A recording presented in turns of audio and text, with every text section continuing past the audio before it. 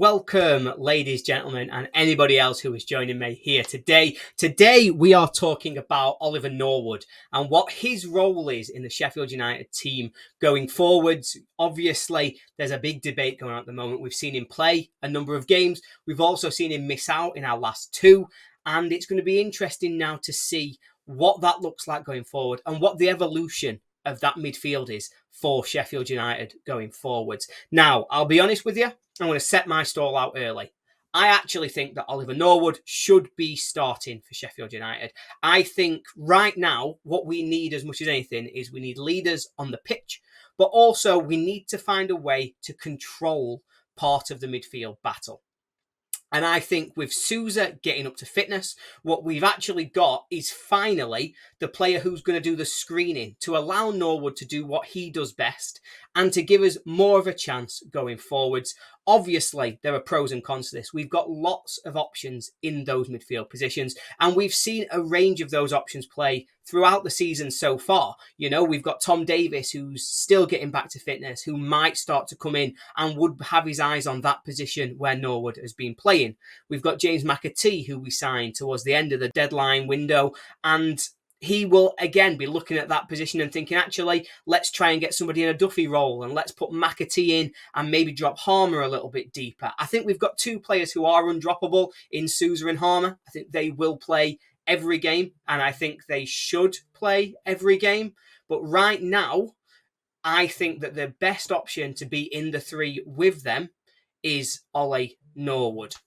So why do I think that Norwood's the right player to step into that position? So first of all, I think he gives us a lot more game control and defensive solidity than the other options. I think, as I alluded to at the start, Norwood is at his best with time on the ball when he can pick his passes and when he's able to really dictate the pace and the pressure of the United play. He can drive us forwards, he can find passes into the channels, and he can help us find space, particularly in games where teams are going to be coming onto us and leaving space behind. Norwood, I think, is our best player for being able to hold onto the ball, recycle the ball, but also to punish teams by getting us in behind. In terms of defensive solidity, we've now got 𝗍𝗫. And 𝗍𝗫 is fantastic as a defensive midfield destroyer. What we want him to do is we want him to be stopping their key attacking players from being able to dribble through the centre of the park. We want him to be forcing them out wide, but we also want him to be getting stuck in and winning some of those hard tackles. But he can't do it on his own. We saw this against West Ham, where when he's isolated and he's doing it on his own, we're not getting the best out of 𝗍𝗫. He needs somebody with him to share that workload. And while Norwood might not be a defensive midfield destroyer in the same way that 𝗍𝗫 is, we have seen for so many seasons now that he is capable of being that player who breaks up the opposition attacks. He can be disruptive to their rhythm, to what they're trying to do, and he can make such a big difference. And that's why, for me, Norwood is the best partner to play the deeper position alongside 𝗍𝗍. The second thing that I think is really crucially important for this, and again has been alluded to just a little bit, is that when Norwood isn't there, what we've seen so far in a midfield three of McAtee, 𝗲𝗲 and 𝗍𝗫 is that 𝗲𝗲 is being pushed deeper. He's been asked to be the second sort of defensive disruptor alongside 𝗍𝗫, as well as trying to be our dictator of play, the person who's going to be picking out the passes, who's going to be starting deep to try and get United moving. When we've seen this team get the most out of 𝗍𝗲, we've seen him much further forward. We also saw that at Coventry. I know that he's got it in him. He has got a range of passing. He has got the ability to be winning tackles and to be defensive, but it's not what he's best at. He's best at driving us forward. We saw it against Everton. It's his ingenuity and his quick thinking when up front and pushing onto their defence that got Archer in for his second goal. It's his finishing that got us the goals against Tottenham, the goals at Forest. This is a player who's really going to thrive the further up the field we can get him. And so having him at the point of our three so that he can interact with Archer, so that he can play quick passes to get us in behind, will really bring the most out of him. I also think that he also has got a little bit more bite to him than the other players who might play that position, particularly McAtee, and therefore he gives us something extra by playing that role. He is better in that role than McAtee is right now, and therefore I think we should be utilising 𝗲𝗲 in that position. And the only way we can do that, whilst getting the most out of our midfield, is having Norwood in behind him. So he can say to him, look, I've got the defensive duty covered. Me and 𝗍𝗍, we're going to cover that. And we're going to make sure that nobody is breaking through us really easily and really quickly. And that's why I really think that Norwood is the best player to unlock the most from 𝗲𝗻 and to get our midfield into a position where they are really starting to click. The third reason that I think Norwood would be really crucial in getting him into this United team is leadership. I think that's something that we're really lacking at the moment, especially now that John Egan is away injured and we don't know how long he's going to be out for. Obviously, Egan has been struggling a little bit with injury for a few games now, particularly since just before the last international break. He went off against Everton and he just hasn't quite been right since he's come back. With him dropping out, who comes in to play that position? Most likely Austin Trusty.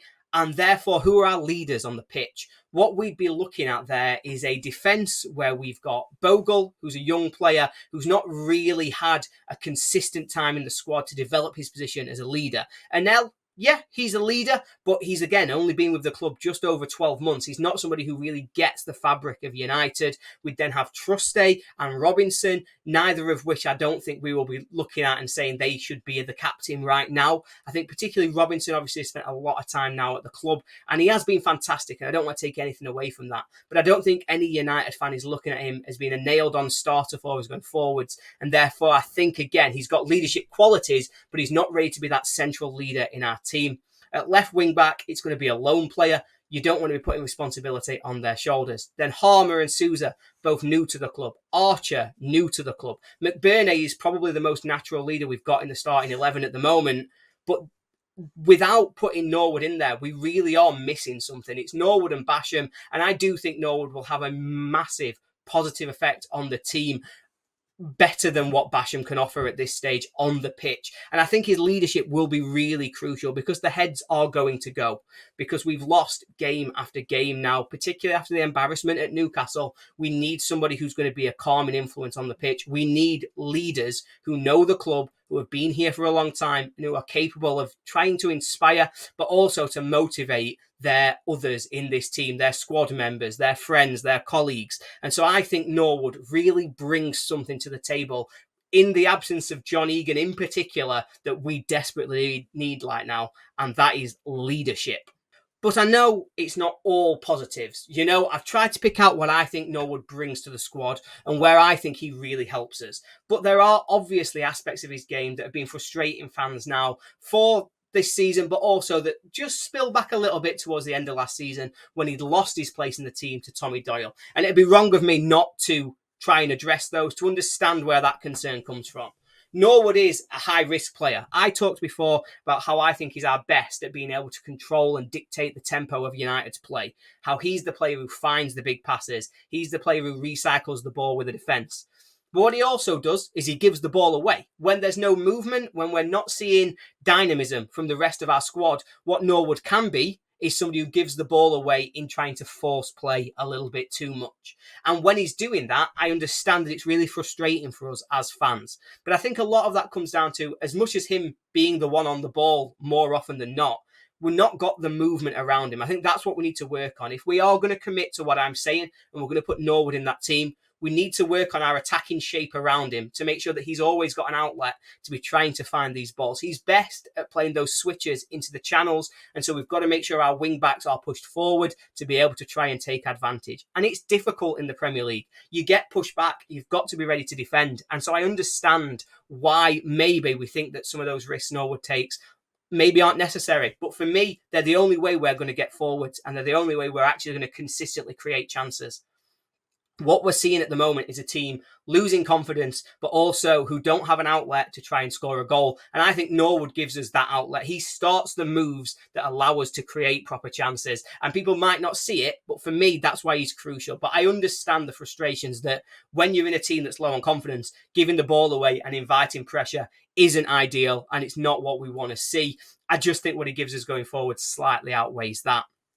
The other concerns, obviously, will be that we have got talented players there now. People want to see James McAtee in this Sheffield United team. For me, though, that's one of my biggest frustrations. I don't think McAtee is a nailed-on starter. I like him. I think he's a very good player. But I'm not sure he's exactly what this United team need right now. I don't think he's a nailed-on starter.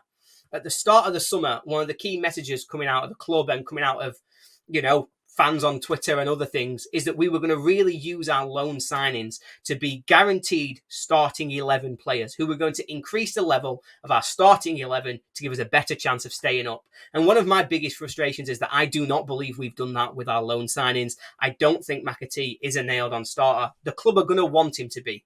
They're going to want to try and reinforce that message. We will have made promises and deals with Manchester City. I don't know him. I'm not in the know. I don't know any of that. But what I would suggest is that there was a lot of competition for 𝗏𝗏𝗃's signature, and therefore, in order for him to come to United, we'll have had to lay out quite a clear delivery plan for how he's going to play at our club, how we're going to develop him, how he's going to have game time to be able to fund that development. And that's fine. And I understand it. And I understand why we would want him in the team. But for me right now, I don't think he offers enough. And I actually think he takes away from what our midfield can be. And it's my biggest frustration that I don't think we've used the loan market properly.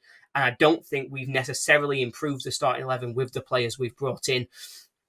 But that's my opinion. I'm sure plenty of people in the comments will disagree and they'll tell me that 𝗏𝗏𝗃 has to be the nailed on starter and that I'm completely out of touch with what Norwood brings to the club. So thank you very much, everybody, for joining me here today. I think I've laid out the reasons that I think Ollie Norwood is a really key player for United, not just this season, but why he has been for a number of years now. And they are how he helps us control games. He is our central linchpin in getting on the ball and trying to get forward. The defensive solidity he can bring alongside 𝗍𝗍𝗂𝗏 to really try to keep other teams out and support our defence in just not having wave after wave of attack coming up against them. Why his leadership is going to be really crucial for us, particularly in the absence of our club captain, John Egan, but also why, just by having Norwood there, we unlock more potential for 𝗍𝗏𝗏𝗃, who, to be honest, if I'm talking freely about United, I think he's our key man. We've got to get the most out of him. And the best way for me is that we have to use Ollie Norwood in able to do that. But let me know what you think. Get in the comments. Let me know if you think I'm completely out of touch or whether or not you think that I'm right and Norwood is a key part of this team. Please do try and keep it respectful, and at which point we can have a proper debate. Thanks very much for joining me, everybody. Hope you've enjoyed it. I'll speak to you soon. Bye.